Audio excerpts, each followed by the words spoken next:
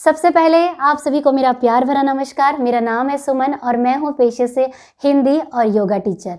प्यारे बच्चों, जैसा कि आप लोगों को पता ही है 2022 आ चुका है और निश्चित रूप से आपके मन में भी ये प्रश्न होगा कि 2022 आने के साथ साथ मैं अपना एज ए टीचिंग अगर करियर ऑप्शन चुनना चाहता हूँ या चाहती हूँ तो मुझे क्या करना चाहिए।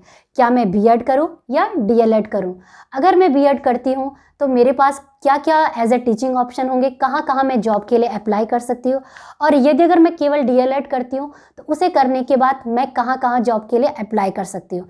या सारांश में कहूँ कि बीएड अच्छा है या डीएलएड, या बीएड को करने से फ़ायदा है या डीएलएड को करने से फ़ायदा है। तो आज के वीडियो में बच्चों मैं आपको यही बताने वाली हूँ और आपके यही डाउट्स क्लियर करूँगी कि बीएड के लिए क्या करना पड़ता है, डीएलएड के लिए क्या करना पड़ता है। अगर आप बीएड करते हैं तो आपके पास कहाँ कहाँ जॉब अपॉर्चुनिटीज़ आती है, और यदि अगर आप डीएलएड का कोर्स करते हैं तो उसके बाद आपके पास कहाँ कहाँ जॉब अपॉर्चुनिटी आएंगी। तो चलिए बच्चों स्टार्ट करते हैं अपना वीडियो।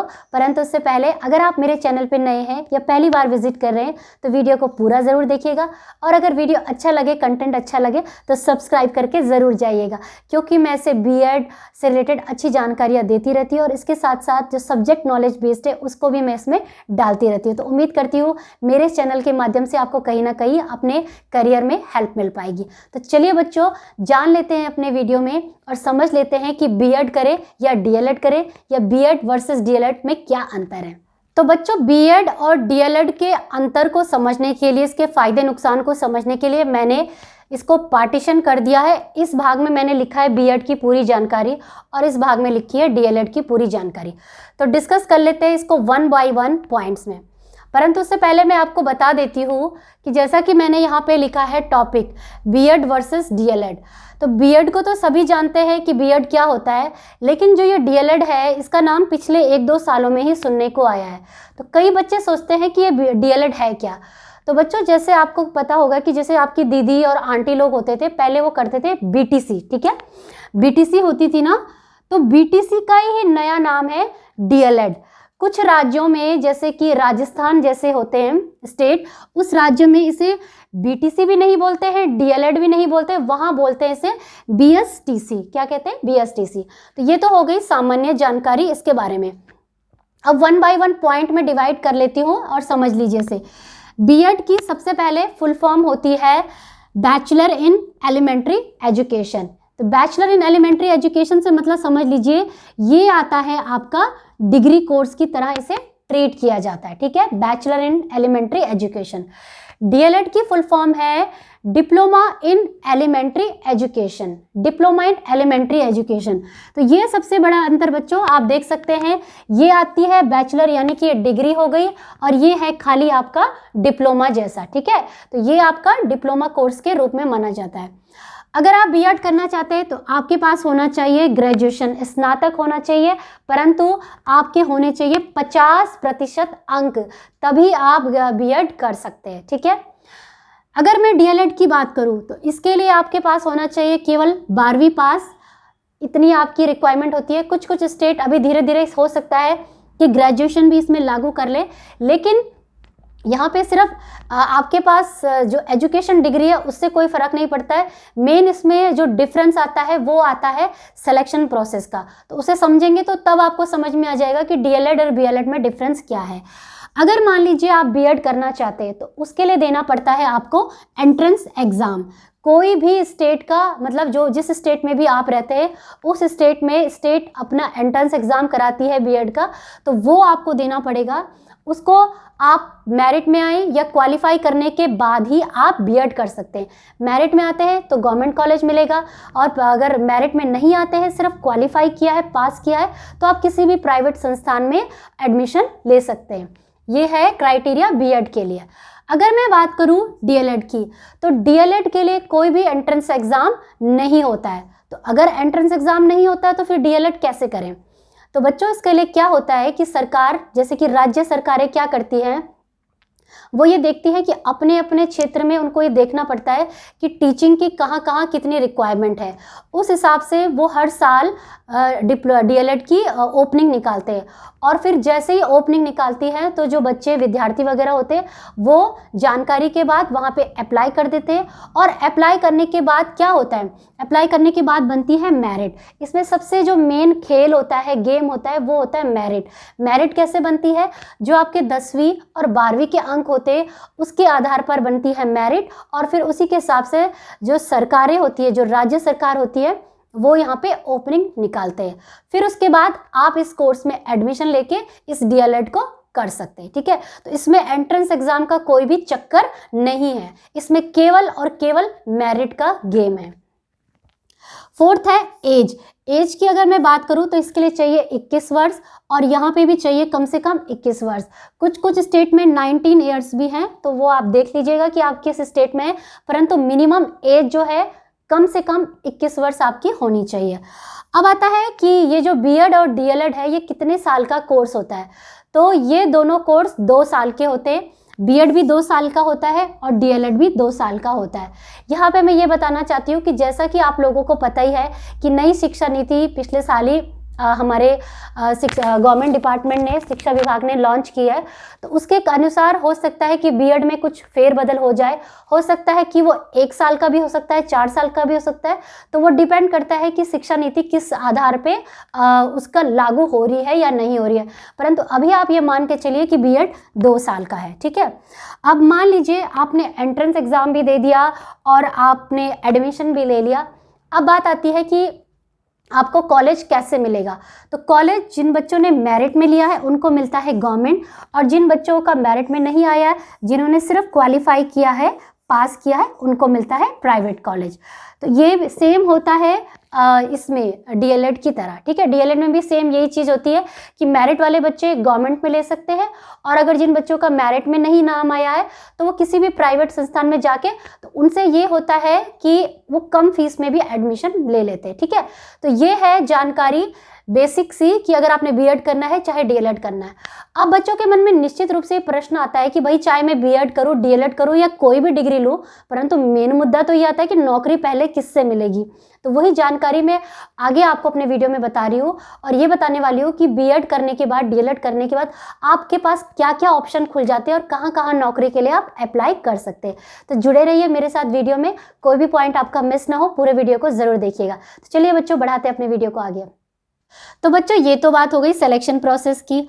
अब ये भी तो जानना जरूरी है ना कि मान लीजिए अगर मैंने B.Ed किया है और मेरी सहेली ने DLED किया है, तो हम में से ज़्यादा जो जॉब की अपॉर्चुनिटीज़ होंगी, मौके जो आएंगे, वो किसको मिलेंगे, B.Ed वाले को मिलेंगे या DLED वाले को मिलेंगे। तो इसको समझने के लिए आपको मैं यहाँ पे एक्सप्लेन कर देती हूँ, आपको खुद समझ में आ जाएगा कि किसके पास ज़्यादा अपॉर्चुनिटीज़ होंगी और किसके पास ज़्यादा स्कोप होगा B.Ed करने के बाद या DLED करने के बाद। तो सबसे पहले बढ़ते हैं B.Ed की तरफ। जैसा कि आप लोगों को पता ही है कि जो B.Ed है वो एक डिग्री कोर्स माना जाता है, यानी कि उसे एक स्नातक के रूप में माना जाता है। स्नातक जैसे आप करते हैं, यदि मान लीजिए अगर आपने B.Ed नहीं किया है, केवल सिंपल ग्रेजुएशन ही किया है, आर्ट्स, साइंस या कॉमर्स, तो उसके बाद आप मास्टर करने में आगे एलिजिबल होते हैं। तो उसी प्रकार से अगर आपने B.Ed की डिग्री ली है तो ये आगे भी आप अपनी एजुकेशन को बढ़ा सकते हैं, यानी कि आप मास्टर्स भी कर सकते हैं। किसमें, मास्टर्स इन एजुकेशन, जिसे कि M.Ed के नाम से जाना जाता है। तो कहने का तात्पर्य ये कि B.Ed करने के बाद आप अपनी आगे एजुकेशन बढ़ा सकते हैं, मास्टर्स भी कर सकते हैं और जॉब वगैरह के लिए भी अप्लाई कर सकते हैं। अगर मैं बात करूं DLED की, तो जैसा कि DLED क्या है, DLED खाली एक डिप्लोमा है जो कि 12वीं पास के बाद आप कर सकते हैं। ये आपको कोई भी डिग्री नहीं देगा। तो यानी कि अगर आप डिग्री नहीं लेंगे तो इसका मतलब आप किसी भी मास्टर प्रोग्राम में अप्लाई नहीं कर सकते। तो DLED करने के बाद आप कभी भी M.Ed या उससे संबंधित कोई भी अपनी आगे जो शिक्षा है उसको नहीं बढ़ा पाएंगे। ये सबसे बड़ा एक लॉस है जो बच्चे DLED करते हैं। ठीक है, तो उनको केवल एक डिप्लोमा धारक के रूप में गिना जाता है। अब बढ़ते हैं आगे कि चाहे आपने B.Ed किया है या DLED किया है, परंतु उसके बाद मेन मुद्दा तो ये आता है कि नौकरी किससे मिलेगी पहले और कहाँ कहाँ मिल सकती है। ठीक है, तो उसको जानने के लिए आप समझिए। अगर आपने बीएड किया है, ठीक है, अगर आपके पास बीएड की डिग्री है तो देखिए आप एज ए पीआरटी टीचर भी अप्लाई कर सकते हैं, टीजीटी भी अप्लाई कर सकते हैं और पीजीटी।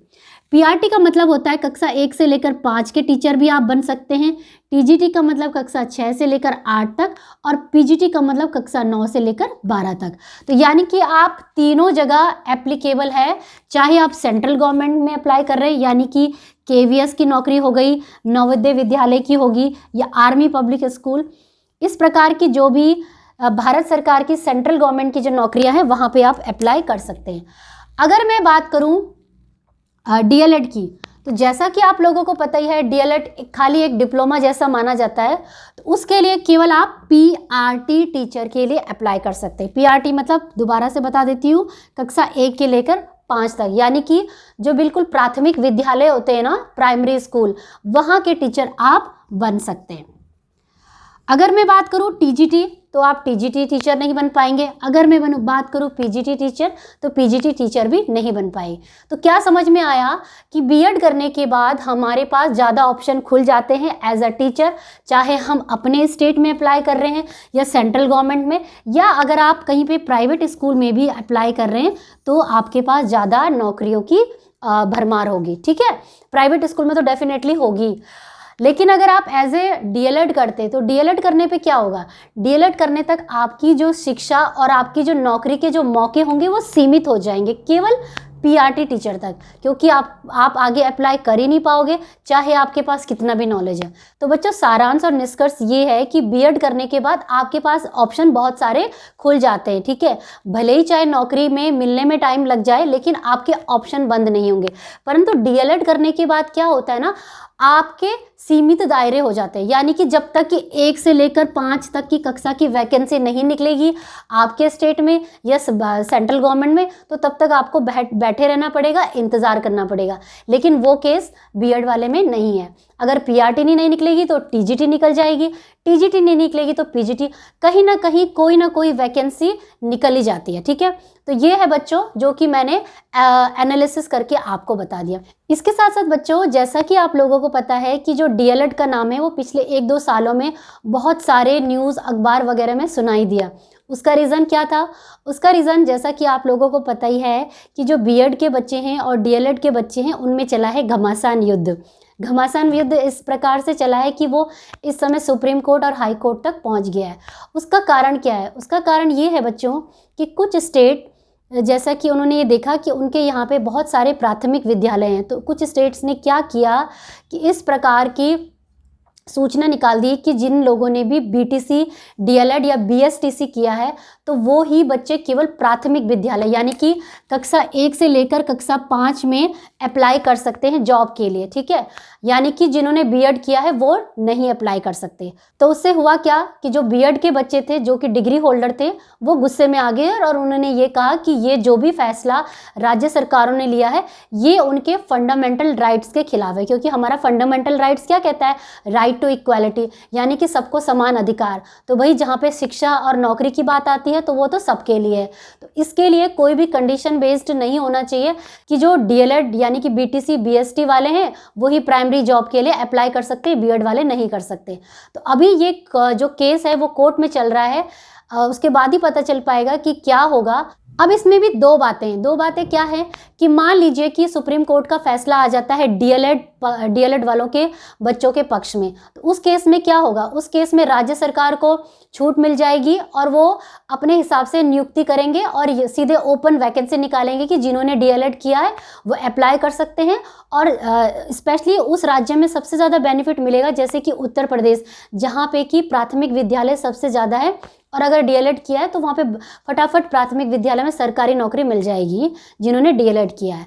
परंतु अब उसी का दूसरा पक्ष ये है कि मान लीजिए सुप्रीम कोर्ट का ऑर्डर आ जाता है कि जो जॉब्स हैं, जितनी भी नौकरियां हैं उस पर सबका समान अधिकार है, तो उस केस में क्या होगा?